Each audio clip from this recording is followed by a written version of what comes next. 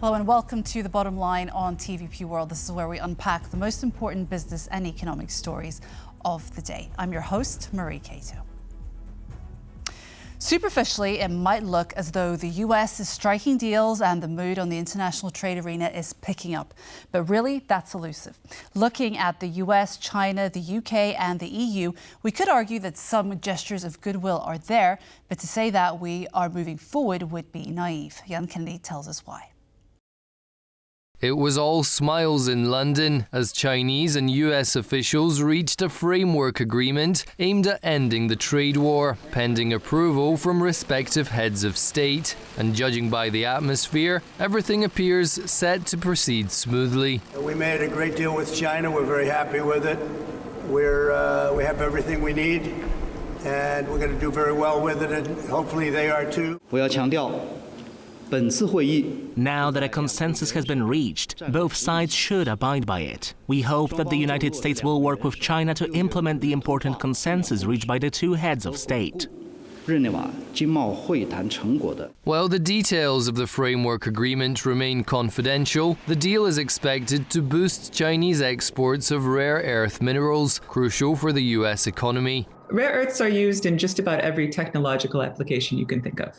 So if you picture your cell phone or medical technology or military technology or energy generation technology or petroleum refining, rare earth elements likely have a role in those technologies. The agreement is set to wipe away tariffs imposed since the so-called Liberation Day on April 2nd. As a result, US goods headed for China will be subject to a 10% levy. Chinese exports to the US, meanwhile, will face an additional 55% tax, a figure which includes tariffs imposed by Trump during his first term in office. However, the deal reached in London is not a comprehensive trade agreement, and many issues remain unresolved. So that's a very different ask from the United States than was the case in the Trump first administration. So subsidies and how China actually treats its companies is it's beyond my comprehension, but is a very difficult issue in China. And I'm just not sure the United States can achieve everything that they said they wanted to achieve. But the list of countries that the US brought into a trade dispute is, of course, much longer. We're dealing with Japan, we're dealing with South Korea, we're dealing with a lot of them. We're dealing with about 15 countries, but as you know, we have about 150 plus. And you can't do that. So we're going to be sending letters out in about a week and a half, 2 weeks, to countries telling them what the deal is, like I did with EU. Time is of the essence, as President Trump's deadline to finalize these talks is fast approaching on July 9th. Although negotiations between the US and the EU are reportedly proceeding fairly smoothly, the situation is far from simple. What is negotiated in Brussels is not good for what the people of Warsaw want or the people of Paris want.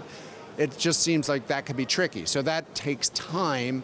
And of course, it's all being done under this kind of time crunch of it. We're going to get all this done in 90 days. While the European Commission remains optimistic that some form of an agreement can be reached ahead of the deadline, a full deal is unlikely to be finalized within that time frame. So now that the US has engaged in several bilateral talks, there is basically one question we can ask. What is the US getting out of these discussions? Are the waters of international trade settling, or is there a storm brewing? To help us unpack the details, we are joined by Zsolt Darvas, Senior Fellow at Bruegel. Hello, and thank you very much for joining us. Thank you very much for having me.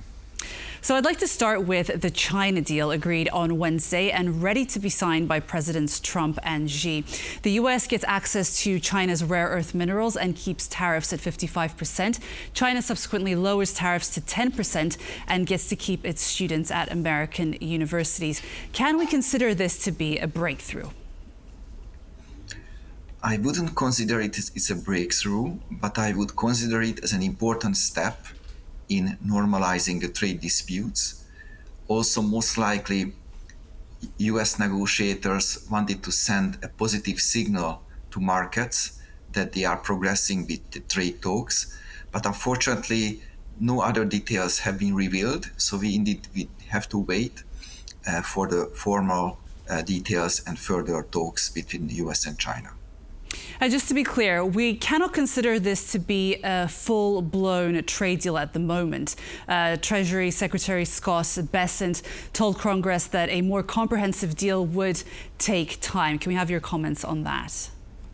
Certainly, this is just an agreement on a few key issues, like rare earth materials and magnets, and Chinese students continue to access to U.S. universities.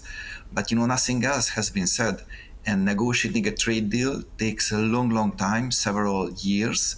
So I'm afraid we are still very far from a trade deal between US and China. So you say that a trade deal takes several years. So I wanted to go a little bit further into that issue. So what is your opinion on the possibility that history might actually repeat itself? Because the US and China wanted to iron out trade issues during Trump's first term. And then we saw something very similar to what we see now. A so-called Phase 1 trade agreement was signed fairly quickly and it resolved some of the issues. But the challenging part, Phase 2, was left for later and it never actually came to fruition. Can we actually expect to see this happen again? Indeed, and with the US maintaining the 55% tariff on Chinese goods, it will have a disruptive effect on trade from China to the United States. And I'm afraid, again, finding a good trade deal, it takes a very long time. It didn't work out during Trump's first administration time. So I'm somewhat skeptical whether US and China can hammer out all the conflicting issues in the coming months. Can you give us an idea of the challenges surrounding those outstanding issues that might get in the way of Phase 2 being addressed?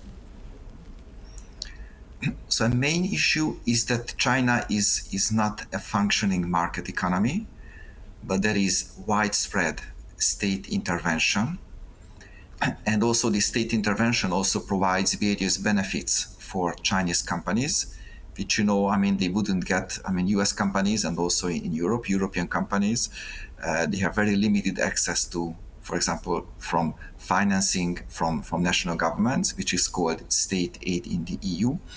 But in China, there are many various benefits that, those companies receive from the governments, either financially, directly or indirectly. And I'm afraid, this is such a fundamental difference between the functioning of the Chinese economy and modern Western European and the US economies that, finding a good compromise on this, I think it's very difficult. Is there a way that China might be able to figure out a way to actually adapt to this?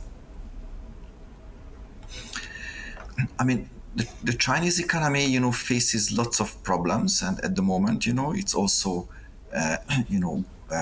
more on the side of downward risk.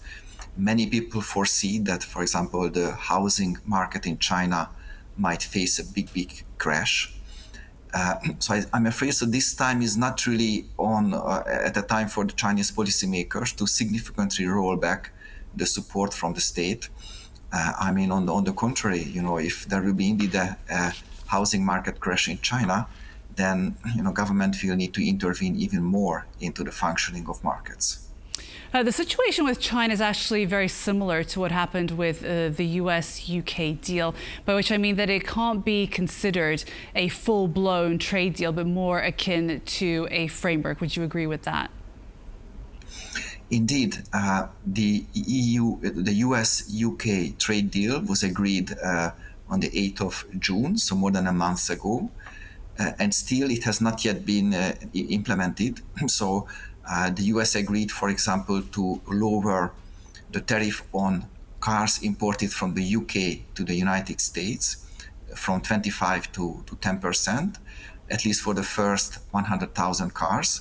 And it has not yet been implemented. Similarly, the US promised to cut tariffs on steel and aluminium to zero from the UK.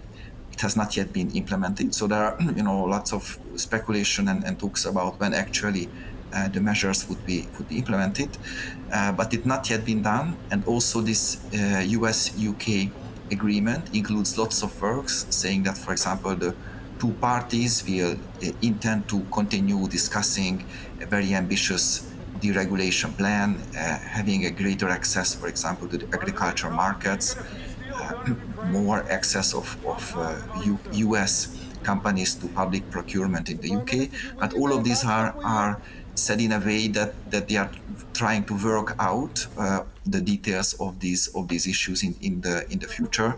So it's not a deal done, but more an expression of various objectives that the two big countries aim to negotiate in the coming months. So do you think that there is actually a margin that both in the case of the UK and in the case of China that on both sides that they might actually pull out of what has been provisionally agreed?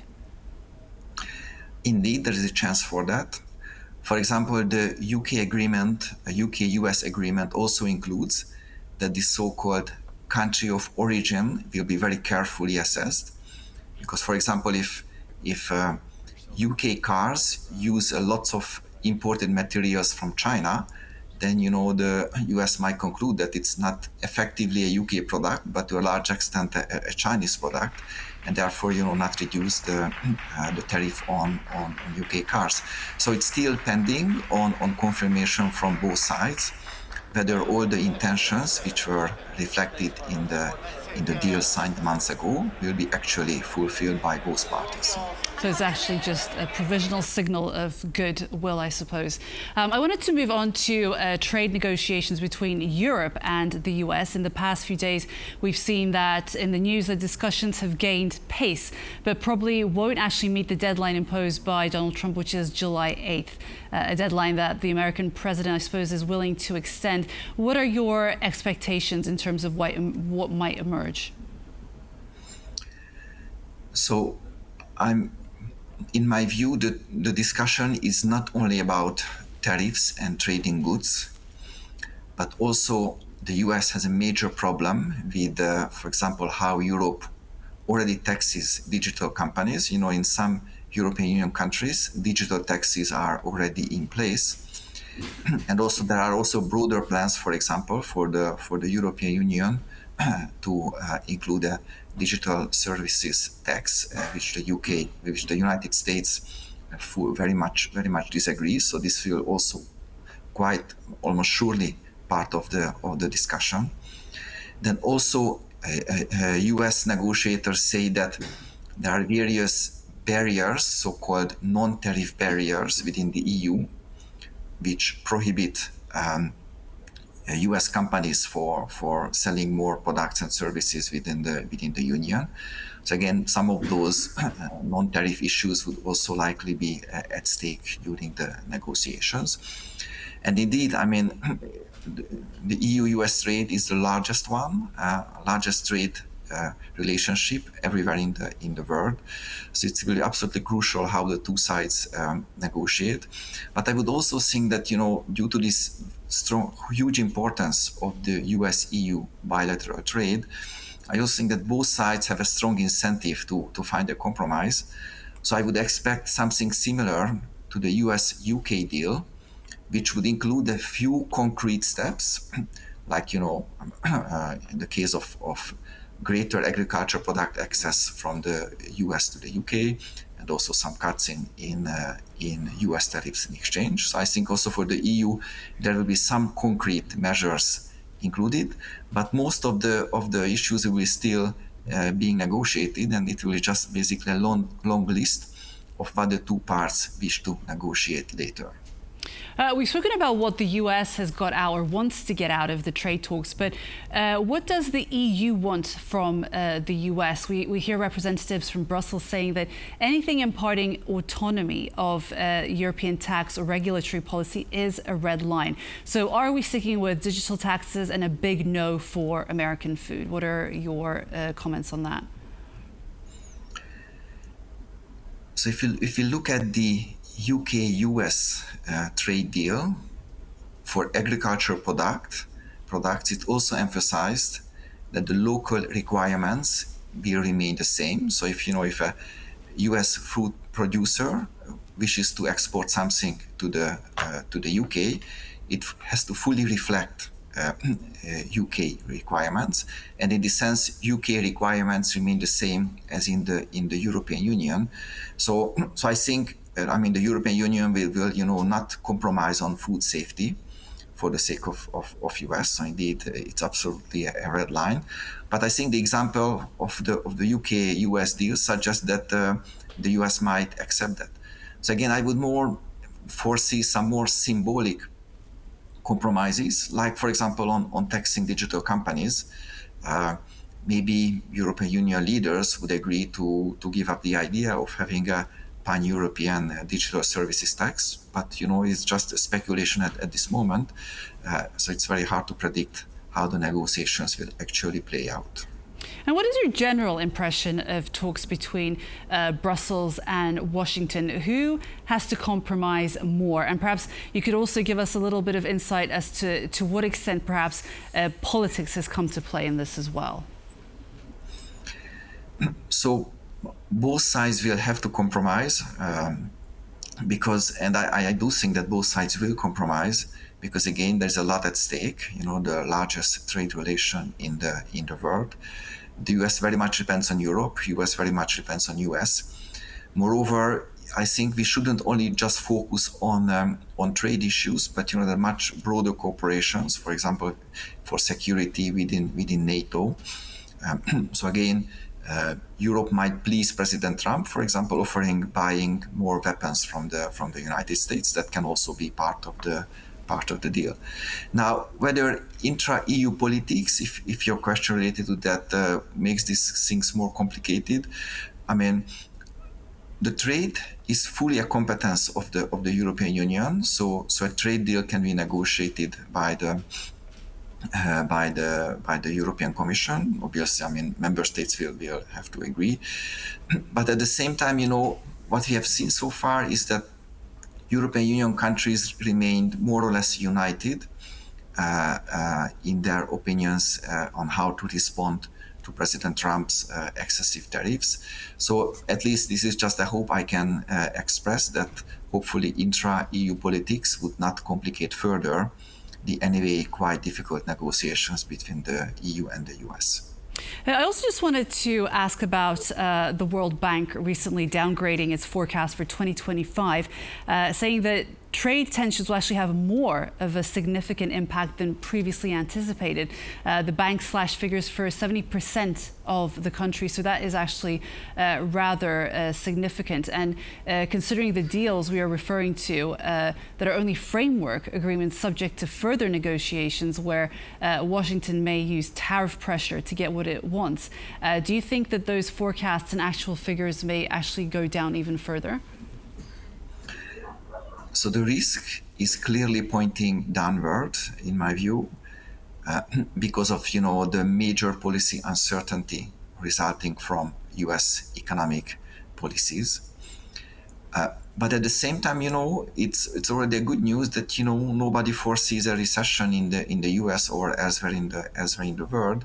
So at least if the tariff measures which have been already enacted or put in place will not be scaled up even further, then there could be some slowdown in economic growth. The World Bank forecast you just cited confirms that, but there wouldn't be a major slowdown or even a recession. And also let me note that if you look at the effective tariff rate of the United States, it was 2.5% last year. And according to a laboratory at Yale University, it has increased to 15%. So from 2.5 to 15, it might be seen as a big increase, but still, 15% is not, extraordinarily high. Many companies have margins, that they can still use to continue to keep up trade flows. Now, certainly the bigger problem is that certain sectors, for example, steel and aluminium, now faces 50% tariff, which is really, really huge.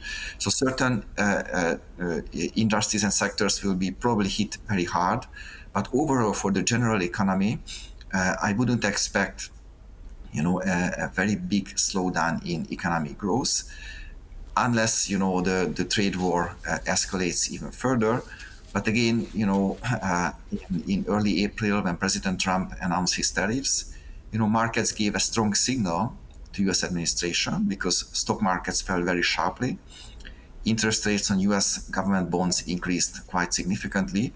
So indeed, markets indicated that these trade tariffs would be very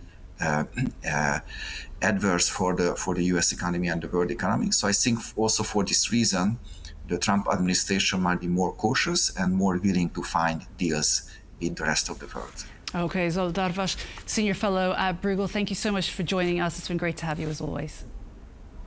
Thank you very much. And that concludes The Bottom Line for today. I was your host, Marie Cato. We bring you the best of regional business Monday to Friday at 5:10 CET on TVP World. And in the meantime, for the latest in regional business, follow us on X and on tvpworld.com. And for more news and analysis, stay with us on TVP World. Goodbye.